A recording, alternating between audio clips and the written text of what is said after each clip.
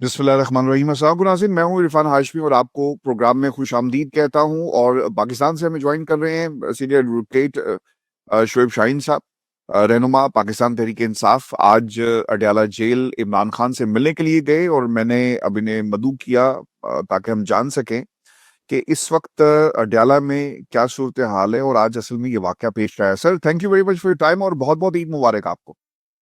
मुबारक हाशमी साहब, आपको भी, पूरे यूके के भाइयों को, दोस्तों को, सबको ईद मुबारक सर। सर खैर मुबारक। सर, आज हम एक गेट नंबर 5 के ऊपर तमाशा देख रहे थे। शायद ये तमाशा गेट नंबर 4 की वजह से था। असल में हुआ क्या है? What exactly went wrong? आपकी लिस्ट को क्यों एक्सेप्ट नहीं किया गया? देखिए, बदकिस्मती से पाकिस्तान के अक्सर मसाइल जो हैं वो गेट नंबर 4 की वजह से ही पैदा होते हैं, और ये गेट नंबर 5 वाला तमाशा भी अक्सर गेट नंबर 4 के ही जो होने वाले फैसले हैं उनकी रोशनी में हुआ जाता है। और बेसिकली तो वो किंगडम है ना पाकिस्तान में, कोई ये तो है नहीं कोई रूल ऑफ लॉ हो, कानून की कोई हुक्मरानी हो, कानून के मुताबिक चलने वाले कोई फैसले हो।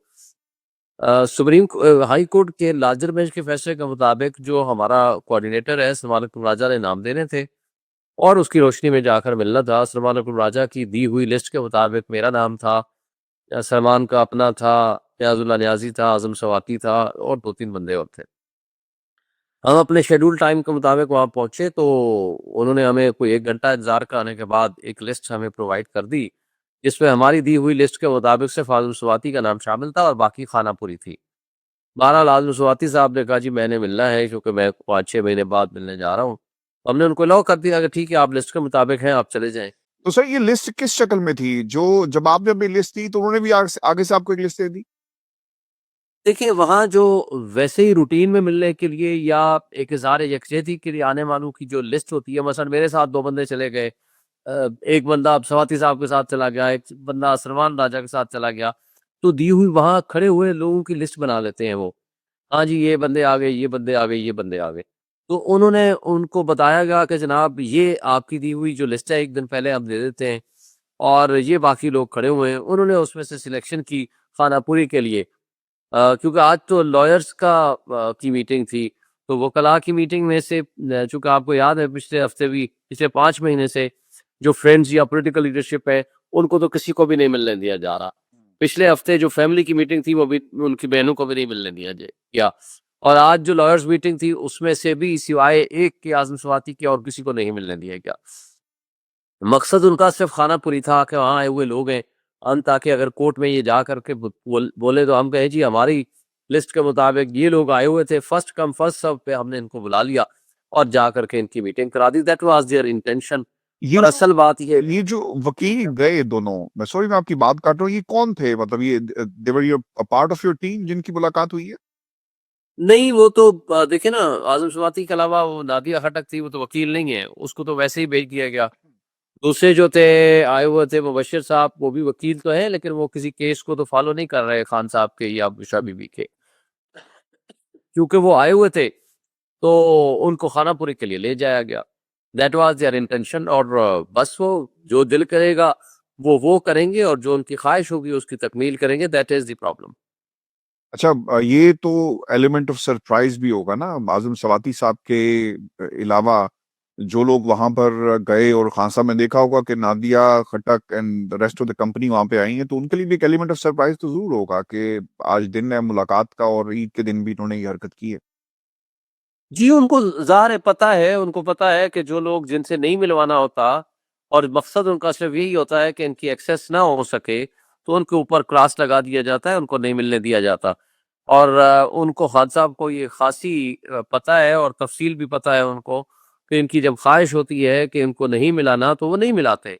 और उसके मुताबिक खानापुरी के लिए जिसको वो मिलाना चाहते हैं, या सिर्फ़ और सिर्फ़ फांसी लगाने के लिए और सिर्फ़ खानापुरी पूरी करने के लिए, तो वो उन लोगों को मिला दिया जाता है। ये खान साहब को पूरी तरह पता है, और कई दफ़ा बेशुमार मर्तबा ये बात डिस्कस हुई है, लेकिन ज़ाहिर है, वो तो जेल में बैठे हुए हैं, उनके पास तो सिवाय इस बात के कि वो कोर्ट में जाकर चैलेंज करें, अब वो हमारे ज़रिए से, जो कि हम इमीडिएटली इंशाल्लाह परसों सुबह कंटेम्प्ट पिटीशन फाइल करने जा रहे हैं। तो नेचुरली सिवाय कोर्ट ऑर्डर्स के उनके पास तो ये इख्तियार नहीं है ना कि वो क्या कहें। उन्होंने तो ऑलरेडी एक शेड्यूल बना के दे दिया है, ऑलरेडी कोर्ट ऑर्डर्स पे एक एसओपी बना हुआ है और कोर्ट ने उसको रीइंफोर्स करने का हुक्म दिया है लार्जर बेंच ने। लेकिन असल बात ये है कि कोर्ट के ऑर्डर्स की उनके सामने वक़्त कोई नहीं है, क्योंकि नए जो जज 26वीं आईनी तरमीम के ज़रिए आ चुके हैं और जिनके पास ये केसेस लगते हैं, वो एक लिहाज से बिल्कुल टूथलेस हैं, केयरलेस हैं और वो कोई एक्शन लेने के लिए तैयार नहीं हैं। उनको इनकी स्टेटस का भी पता है, उनको इनकी इख्तियार का भी पता है, उनको उनके इख्तियार के इस्तेमाल का भी पता है। दैट इज़ द रीज़न जिसकी वजह से वो अदालतों के हुक्म को कोई अहमियत नहीं देते और ना ही एग्ज़ेक्युटिव या जेल अथॉरिटीज़ जो है वो खुद इंडिपेंडेंटली फैसले करती है। वहाँ जनरली ये कहा जाता है और खान साहब ने बल्कि रिपीटिशन भी की थी इस सिलसिला में कि जी वहाँ एक कर्नल साहब जो हैं वो इसको कंट्रोल करते हैं कि किसकी मुलाकात होनी चाहिए, किसको नहीं होनी चाहिए और खान साहब को किस हालत में रखना है और कौन सी फैसिलिटीज़ देनी है और कौन सी नहीं देनी और वो फैसला भी इंटेलिजेंस एजेंसीज़ के कर्नल साहब करते हैं। ये खान साहब ने रिट पिटीशन के ज़रिए भी कहा और बारहा उन्होंने अपनी हमारी मीटिंग्स के दरमियान में भी बात की। अच्छा सर, ये ऑब्वियसली ये मीटिंग्स इसलिए भी इम्पोर्टेंट थी, मैं पिछले को 20-15 दिन हो गए हमें ये देखते हुए कि ये मुलाकातें रोकी जा रही हैं। आपने इस्लामाबाद हाई कोर्ट का दरवाजा खटखटाया, वहां पर 100 के करीब दरखास्तें थी और उन दरखास्तों को इकट्ठा करके एक बेंच बना दिया गया जस्टिस सरदार एजाज इसहाक साहब की। उसके ऊपर ऑब्जर्वेशन है कि उन्होंने फैसला भी दिया और कायम मकाम चीफ जस्टिस के इख्तियारात के हवाले से बहुत बड़े सवालात उन्होंने उठा दिए हैं। लेकिन इसके अंदर जो चीज आप लोगों के लिए इंपॉर्टेंट थी, ये मुलाकात। अगर ये मुलाकात हो जाए, आपने अंडरटेकिंग दी, आपने मीडिया टॉक भी उसको भी एक तरह से कुर्बान कर दिया, लेकिन उसके बावजूद media talk, sorry I don't know, अब ये भी चीज आपके खिलाफ इस्तेमाल हो सकती है जब अदालत में आप जाएं कि इन्होंने भी वाहिदा देखे जी तोड़ा और वहां पे बात कर रहे थे। फिर इसके साथ साथ ये भी अब इम्पोर्टेंट है, आप अब किस तरह से द क्वेश्चन जो पूरी इस वक्त पाकिस्तान की आवाम जानना चाहती है, ये तहरीक कैसे चलेगी? पार्टी के अंदर बहुत सारी डायरेक्शंस हैं, कोई एक डायरेक्शन नहीं है। हर बंदा अपने अंदाज में पार्टी को कंट्रोल करने की बात करता है। आज आप आजम स्वाति साहब की गुफ्तगू सुन लें तो उन्होंने कहा कि आलिया को काम करने नहीं दिया जा रहा पंजाब में। अब कौन लोग हैं? आप, सलमान राजा, पार्टी के बाकी लोग, पंजाब में कौन से ऐसे लोग हैं जो काम नहीं करने दे रहे? तो कैसे डायरेक्शन तय होगी और किस तरह से आप ये तमाम जो डिसइंटीग्रेटेड फोर्सेस हैं आपकी अपनी पार्टी में, इनको इकट्ठा करेंगे? क्योंकि इसका नुकसान अल्टीमेटली इमरान खान को हो रहा है। असल मसला ये है कि वहाँ बहुत बड़ी फसाइयत है। आपको पता है कि 23 मार्च वाले दिन लोगों को घरों में सिर्फ छापे मारे गए, उनको उठाया गया, उन पे तशद्दुद किया गया, उन पे पर्चे काटे गए। सिर्फ 23 मार्च का फंक्शन करने के ऊपर। पाकिस्तान का झंडा ले जाने के ऊपर मुकदमात किए गए। और इवन के जो अफ़्तार पार्टियाँ हुई हैं, उसके ऊपर पर्चे हुए हैं और मुकदमात हुए हैं और लोगों के घरों पे छापे हुए हैं और ये सारा कुछ जो कुछ हो रहा है, ये मक़बूज़ा कश्मीर से बदतर सूरत-ए-हाल हमने पंजाब में सूरत-ए-हाल देखने को मिल रही है। बल्कि बलूचिस्तान के बराबर की अगर सूरत-ए-हाल अगर आप देखेंगे तो वो आपको या बलूचिस्तान में मिलेगी या पंजाब में मिलेगी या इस्लामाबाद में मिलेगी। तो ये जो सूरत-ए-हाल है और जिससे हम गुज़र रहे हैं, तो ये नफ़रत तो इनके खिलाफ है, लेकिन लोग उठ खड़े भी होते हैं, मुकदमात भी सह रहे हैं और चादर चारदीवारी की पामाली भी हो रही है, कारोबार भी अपने तबाह कर रहे हैं और घरों का भी उनके तोड़े जा रहे हैं। ये सारी चीज़ें सबके सामने हैं और उसके लिए बारहा हमने मीडिया से बात भी की है और लोगों को भी उनकी बातों का, उनकी इन हरकतों का पता है। लेकिन जहाँ तक तंज़ीमी उमूर का ताल्लुक है, तंज़ीमी उमूर के हवाले से हमारे लोग बिल्कुल एक्टिव हैं। हमारे जहाँ भी कोई रीजनल प्रेज़िडेंट्स अपने-अपने काम कर रहे हैं। हमारे जो डिस्ट्रिक्ट प्रेज़िडेंट्स हैं अपने-अपने काम कर रहे हैं और ऊपर की सतह पे भी पूरी कोऑर्डिनेशन मौजूद है। हम उसकी प्रॉपर बराबर की रिपोर्ट्स भी आती रहती हैं और हमारे राब्ते भी हैं उनके साथ। आप क्योंकि लेकिन जहाँ तक जी, आप चूँकि पॉलिटिकल कमेटी के मेंबर भी हैं और फिर आप कोर कमेटी के भी। सर मुझे ये बताएँ कि ये जो कुछ डॉक्टर्स की टीम पाकिस्तान आई और ये अब कहा जा रहा है कि वो मिली जाकर, एस्टेब्लिशमेंट की कुछ शख्सियात से उनकी मुलाकात हुई है। सर ये किस कैपेसिटी में हुई? पार्टी को इस बात का इल्म था? क्योंकि आतिफ खान साहब जो अमेरिकन चैप्टर को देखते हैं, वहाँ पे उनकी ज़िम्मेदारी है गो के उनके हवाले से और फिर बाकी लोगों के हवाले से जो कमेटी बनाई गई थी, उसे डिसॉल्व कर दिया गया था। और इंटरनेशनल चैप्टर्स के अंदर उसकी क्या पोज़ीशन है, वो पार्टी ज़रा बेहतर जानती है, लेकिन फिर भी एक स्ट्रॉन्ग पिलर है वो अमेरिका में पाकिस्तान तहरीक-ए-इंसाफ के। ये उनकी मर्ज़ी से हुआ, उनको मालूम था कि डॉक्टर्स मिलने जा रहे हैं, पार्टी ऑन बोर्ड है इस हवाले से? देखिए जी, पार्टी तो ऑन बोर्ड नहीं थी। हमें तो बल्कि सहाफ़ियों के ज़रिए जो बाहर बैठे हुए सहाफ़ी हैं, वजाहत हो या मोहित पीरज़ादा हो, उनके ज़रिए जो उनकी ट्वीट्स आई हैं या उनके व्लॉग्स आए हैं, उनके ज़रिए हमें पता चला। इसी तरह मैं ये समझता हूँ कि पार्टी में पॉलिटिकल कमेटी में ये अंडर डिस्कशन आया है, लेकिन उसके बाद वो ईद की छुट्टियाँ थीं और हमारी पॉलिटिकल कमेटी की मीटिंग नहीं हो सकी। लेकिन जहाँ तक इस बात का ताल्लुक है कि पार्टी के इजाज़तनामे से हुआ, वो हमें नहीं पता था। पार्टी की इसमें कंसेंट शामिल थी, नहीं पार्टी की कोई कंसेंट शामिल नहीं थी। पार्टी मीन्स के पाकिस्तान की जो पार्टी है पीटीआई, ख़्वाह हमारी लीडरशिप हो या हमारे पॉलिटिकल कमेटी हो या कोर कमेटी हो, हमारे नॉलेज में नहीं था, बल्कि हमें पता ही नहीं था कि ये हो क्या रहा है। तो हमें तो ये मीडिया के ज़रिए पता चला और हमने कोई हल्की-फुल्की सी डिस्कशन की है, मगर इसके बारे में कोई हतमी फैसला नहीं किया, ना ही इसके बारे में कोई हमारी मीटिंग बाकायदा अभी हुई है। अब ये 1-2 दिन में मीटिंग होगी, तो उसके बारे में हमारी राय आएगी हतमी तौर पर कि इसको अरेंज करने वाला कौन था या इसकी किसने मंज़ूरी दी, कौन लोग यहाँ से गए। इसमें नो डाउट कि आतिफ़ खान साहब का पार्टी से ताल्लुक है। सजाद बर्की साहब का पार्टी से ताल्लुक है, डॉक्टर उन्होंने फराज गिल उन पार्टी से उन्होंने तो ताल्लुक है। इनकार किया। मेरी इत्तलात के मुताबिक शहजाद बर्की साहब ने तो इसको जो है वो अपोज़ किया। जी, हमारी भी इन्फॉर्मेशन यही है कि बर्की साहब ने इसको अपोज़ किया, शहबाज़ गिल साहब को तो पता नहीं था और आतिफ़ साहब ने अपनी अभी तक राय नहीं दी हमारी जो पॉलिटिकल कमेटी में। इसलिए हम अभी हतमी तौर पर तो नहीं कह सकते कि किसकी इजाज़तनामे से ये सारा कुछ गए।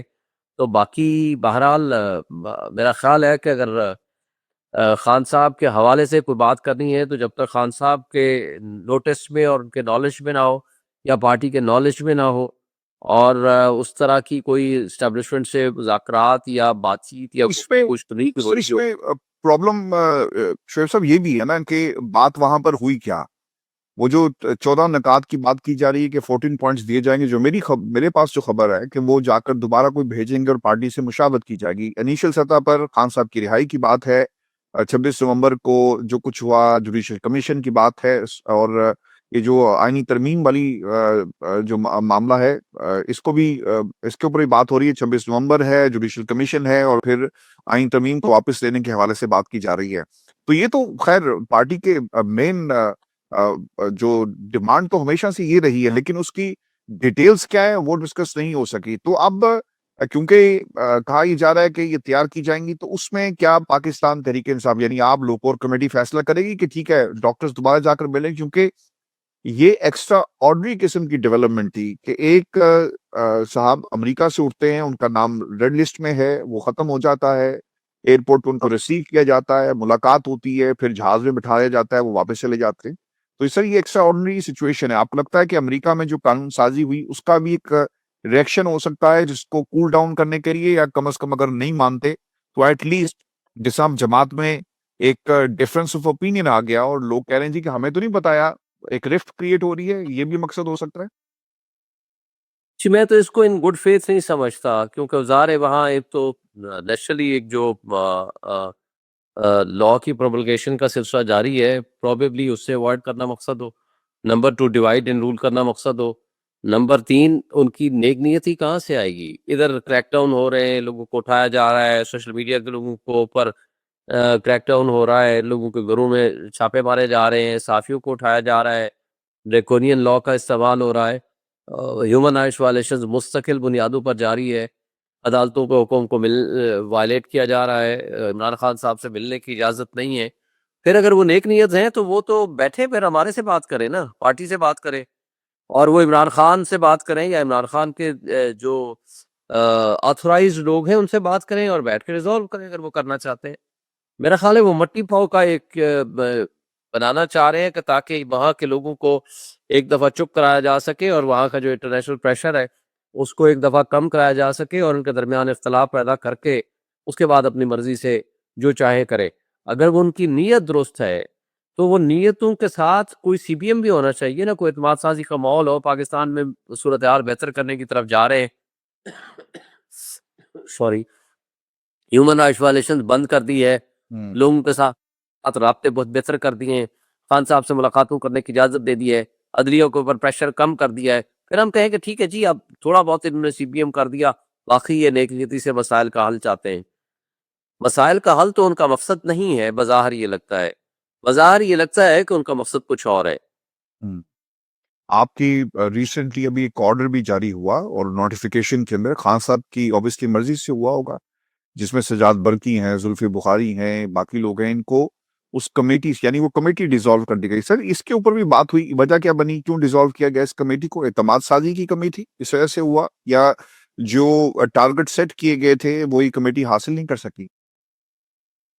अ, मेरी चूँकि उस वक़्त मुलाकात नहीं हुई थी, जो खान साहब ने कहा है कि इस कमेटी को डिसॉल्व करें, एंड आई डोंट नो कि क्या वो रीज़न्स और कंसिडरेशंस जो उनके ज़हन में थी खान साहब के, जिसकी बुनियाद पर उन्होंने वो रिज़ॉल्व की है। मैं इसके बारे में कुछ ज़्यादा नहीं रखता और इन्फॉर्मेशन रखता। चूँकि पॉलिटिकल कमेटी में सिर्फ़ इतनी बात आई है कि खान साहब ने ये फैसला किया है, तो लिहाज़ा इसको डिसॉल्व कर दिया जाए, और वो कर दी गई। उससे ज़्यादा उस मौज़ू पे डिस्कशन नहीं हुई। इसलिए मैं कोई राय नहीं रखता। हो सकता है उनके नॉलेज में कोई बात आई हो और उनको खान साहब को बताई गई हो या उन तक पहुँची हो कोई बात, और उसके नतीजे में उन्होंने ये कमेटी डिसॉल्व की। सर ये अब ग्रैंड अलायंस के हवाले से बताएँ, फज़ल रहमान साहब के साथ आपकी एंगेजमेंट कैसी चल रही है? और हम देख रहे हैं कि डीआई खान की जो सियासत है, वो अक्सर हावी हो जाती है। अली अमीन गंडापुर ने 2 सवाल पूछे, उसका जवाब तो नहीं आया, लेकिन एक और सवाल ज़रूर खड़ा किया गया तनकीद की शक्ल में कि ये क्या चाहते हैं और ये दरार डालने की कोशिश कर रहे हैं। हालाँकि सवाल बड़े जेन्युइन हैं कि अगर आप पीडीएम में शामिल थे और आपने पीडीएम के प्लेटफ़ॉर्म को खड़ा किया किसी के कहने पर, इमरान खान की हुकूमत किसी के कहने पे गिराई, तो जवाब तो आपको देना पड़ेगा। क्या यहाँ भी मट्टी डालने वाली सियासत आपको नज़र आ रही है? और फज़ल रहमान क्या सही तरह तहरीक इंसाफ के साथ, क्योंकि मैंने तो आज तक नहीं देखा ना सुना कि उन्होंने किसी एक दिन भी ये कहा हो कि इमरान खान की रिहाई का मुतालबा किया हो। कभी उनके मुँह से मुझे ये भी नहीं याद पड़ता कि इमरान खान का लफ्ज़ भी निकला हो। तो आप ये किस तरह से कंसेंसस डेवलप कर सकते हैं या उनको इस पेज पे ला सकते हैं कि हमारे साथ चलो? क्योंकि मुझे ये लग रहा है कि ये कोई चेयरमैन बनेगा, कोई सदर बनेगा और आपके कंधे पर पाकिस्तान की अवाम का जो मैंडेट है, उसे इस्तेमाल करके कोई फ़ायदा फिर उठा जाएगा। देखें जी, मौलाना फजल रहमान साहब तो हमारे रिवायती और सियासी हरीफ रहे हैं, और अब वो बाज़ार अपोजिशन में बैठे हुए हैं, लेकिन उन्होंने कभी भी एस्टेब्लिशमेंट के अलावा पॉलिटिक्स नहीं की। हुँ, तो 26वीं आईनी तरमीम के हवाले से भी हमारी खुशफ़हमी थी कि वो वोट नहीं देंगे, बहरहाल उन्होंने उसको वोट दिया। लेकिन हमारी कोशिश और ख़्वाहिश है कि वो अपोज़िशन में हैं, तो वो एक जॉइंट अपोज़िशन में आ जाएँ। जहाँ तक अली अमीन गंडापुर साहब का ताल्लुक है, उन्होंने बारहा ये हमारी मीटिंग्स के दरमियान में, पॉलिटिकल कमेटी की मीटिंग्स के दरमियान में कहा कि मुझे ज़ाती तौर पर किसी किस्म का कोई डिस्प्यूट नहीं है। अगर वो आना चाहते हैं, अगर उनका कोई सियासत के हवाले से कोई भी उनका मुतालबा है, तो वो खान साहब फैसला करें, और मैं उस हवाले से कोई एतराज़ नहीं करूँगा। लेकिन देखें, 1 साल से ज़ायद अरसा हो गया है, लेकिन मौलाना फज़ल रहमान साहब अभी पकड़ाई नहीं दिए। मेरा ख़्याल है कि अभी ये हतमी तौर पर उनके साथ बात होगी ईद के फ़ौरन बाद। तो जो फिर अगर तो या तो वो आ जाएँगे, हमारा पार्ट बन जाएँगे, जब अपोज़िशन का अलायंस का हिस्सा बन जाएँगे। अगर वो नहीं करेंगे, तो शायद हाफ़िज़ नईम रहमान साहब की तरह अपनी सोलो फ्लाइट करेंगे। हुँ। तो बहरहाल उनको एक तरफ होना पड़ेगा, या इस तरफ या उस तरफ। लेकिन असल मसला उनका ये है कि उनको वो हमारी मोहब्बत में नहीं ये पोज़ीशन में बैठे हुए। उनको पता है कि जो इस वक़्त पीडीएम का हशर हुआ था, और जो इस वक़्त पीडीएम 2 की सूरत में जो ये कठपुतलियों की हुकूमत बैठी हुई है, इनके करीब जो भी लगेगा, उनका बिल्कुल ही बेड़ा गर्क हो जाएगा फ्यूचर पॉलिटिक्स के लिए। और उनकी जो सियासत है, या वो केपीके में है या बलूचिस्तान में है, वहाँ जो एस्टेब्लिशमेंट की कठपुतलियों के साथ जो भी बैठेगा, उसकी सियासत हमेशा के लिए ख़त्म हो जाएगी, वो शायद अपने घरों में भी ना दाखिल हो सकें। तो प्रोबेबली इस वजह से वो अपोज़िशन बज़ाहिर अपोज़िशन में बैठे हैं। लेकिन अल्लाह उनको हिदायत दे, और अल्लाह ताला उनको एक हिम्मत दे कि वो स्टैंड करें और खड़े हो जाएँ, और जॉइंट अपोज़िशन में एक अपना भरपूर रोल अदा करें। हमारी ख़्वाहिश भी है, हमारी कोशिश भी है, और हमारी एक तवक्को भी है। लेकिन मेरे मालिक का ये लेकिन क्या था रखने की ज़रूरत नहीं है आपकी। बहरहाल ख़ैर, वो तो जो भी फ़ैसला होगा उनके बिहाफ़ पे, मैं अभी कोई ऐसी स्टेटमेंट नहीं देना चाहता कि हमारे कोई ताल्लुकात जो अगर कोई अच्छे हो सकते हैं, तो वो सिर्फ़ इस स्टेटमेंट की वजह से कोई अच्छा डिस्टर्ब वैसे किया जाए। आपने नोट किया कि ये जो आपने कहा ना बड़ा केयरफुली आपने इसका जवाब दिया। सर पाकिस्तान तहरीक-ए-इंसाफ में हर बंदा अपना ज़ोर लगा रहा है। यही प्रॉब्लम है कि कोई एक सेंट्रल न्यूक्लियस नहीं मिलता है, खान साहब से मुलाकातें नहीं होती। अगर आज ये मुलाकात हो जाती, आपके एजेंडे पे सर क्या-क्या चीज़ें शामिल थी? वो अगर आप डिस्कस कर सकें हमारे साथ। एक तो ग्रैंड अलायंस था, और क्या ज़हन में था आपके जो खान साहब को बताना बहुत ज़रूरी था? देखिए, वो पार्टी के इंटरनल अफेयर्स हैं, पार्टी के जो एक्सटर्नल अफेयर्स हैं या जो मीटिंग्स हैं या जो मुलाकातें हैं, वो सारी बातें अंडर डिस्कशन आनी थी। नेचुरली उनके साथ डिस्कस करने के बाद हम किसी नतीजे पे पहुँचते कि अब कौन-सी बात हमने डिस्क्लोज़ करनी है, कौन-सी नहीं करनी। बट द इश्यू इज़ कि कंटिन्यूएशन जो है वो हमारी होती ही नहीं है। हमारे दरमियान प्रॉब्लम ये है कि वो कभी किसी को मिलने देते हैं और कभी किसी को मिलने देते हैं। वो जानबूझ के वो जो कंटिन्यूअस मुलाकातें हैं वो हमारी ब्रेक कर देते हैं, ताकि हमारी ना उनसे मुलाकात हो और ना ही हम उनको कोई अपनी राय और इज़हार दे सकें और उनको बता सकें बाहर का जो है उनको जो सिचुएशन है कंप्लीटली उनके सामने रख सकें और उसके नतीजे में वो कोई अपनी आरा कायम कर सकें और इस पर्पज़ के लिए मेरा ख़्याल है कि उनके साथ जो कंटिन्यूअस मीटिंग्स हमारी होती हैं उसको जानबूझ के ब्रेक किया जाता है और ये उनकी पूरी पूरी तरह साजिश का एक एलिमेंट होता है और उनकी मेहनत भी होती है। आपकी थर्सडे की सर क्या आप तब भी एक्टिव सर दोबारा से, मैं कहा सर दोबारा से एक अटेम्प्ट करेंगे इस थर्सडे को आप?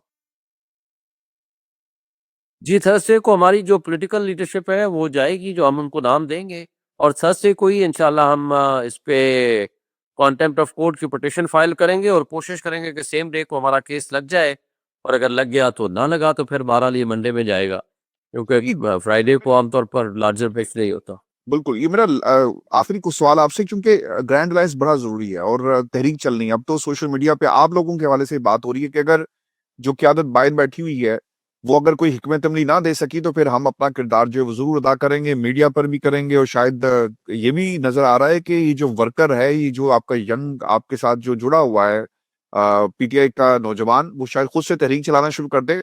अ, अगर आपकी ये मुलाकात नहीं होती तो फिर क्या लाएमल होगा, और क्या ये जो खानदान का चैनल है या कोई बैकअप प्लान है कि ठीक है अगर ये नहीं तो जो लोग भी मिले इमरान खान से, ये चीजें हमने उनको ब्रीफ करनी है और ताकि अंदर से पैगाम आ सके। आपको याद होगा कि जो नवंबर का एहतजाज हुआ तो खान साहब ने पैगाम भेजा था, फिर बहनों ने आकर उसको एंडोर्स भी किया कि अगर अगर अब कोई पैगाम आता है तो आपने उसे फाइनल नहीं समझना, ये पैगाम फाइनल है और जब तक आपको नताइज नहीं मिलते और ये मुलाकात नहीं करवाते आपने पीछे नहीं हटना, आपको अगर याद हो। जी, बिल्कुल दुरुस्त बात है कि ज़ाहिर है अब हमारी मीटिंग्स होनी है, जुमेरात को हो या कमिंग ट्यूसडे को हो या मंडे को हो, तो उसके नतीजे में जो सब्सटेंशियल इश्यूज़ हैं हम डिस्कस उनसे करेंगे। और जहाँ तक कारकुन का ताल्लुक है, ज़ाहिर है कारकुनान को जब तक गाइडलाइन नहीं दी जाएगी, वो रैंडमली तो कोई ऐसा फैसला नहीं कर सकते। और इंशाअल्लाह ताला इसके हवाले से जो एक इज्तिमाई हमारी कोई गुफ्त-ओ-शुनीद के बाद जिस नतीजे पे पहुँचेंगे या जो आइंदा का लाए-अमल देंगे, तो इंशाअल्लाह कारकुनान भी होंगे, लीडर्स भी होंगे और हम सब कारकुनान अपने आप को समझते हैं। इसलिए कि ये तो ज़िम्मेदारियाँ हैं जो खान साहब ने हमारे हवाले कर रखी हैं, ये कोई ओहदे नहीं हैं या कोई आज ये कोई लीडरशिप का क्राइटेरिया भी नहीं है।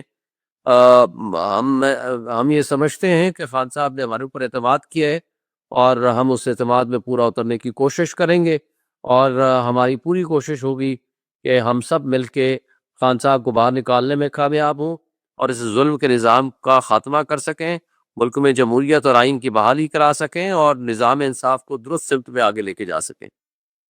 बहुत शुक्रिया शोएब शाहीन साहब। अमीर जी, हमारी आज की निश्चित थी, अपने कमेंट ज़रूर भेजिएगा, चैनल को सब्सक्राइब करना मत भूलें। इजाज़त दीजिए, अल्लाह ने